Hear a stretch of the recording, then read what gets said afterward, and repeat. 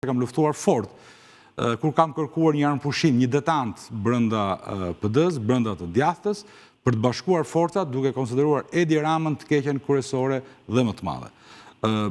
Dhe në fakt targetin e suksesit. Në bas kësaj, ne mund të kemi kohë të rikthehemi debateve tona, të shikojmë në perspektivat të reja, argumenteve tona, dhe mund të zhvillohet çdo lloj debati dhe gjendje e brendshme.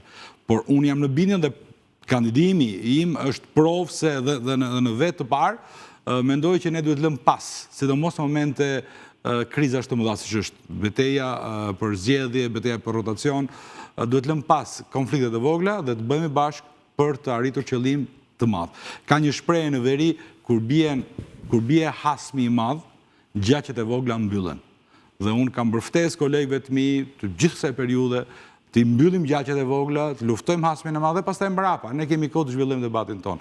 Dhe këtë e kam dhënë provë duke pranuar vetë me shumë vështirësi ta garantoj, sepse hera herës njerëzit mbeten, memoria ngelet, ajo fryma sektare shpeshherë reflektohet.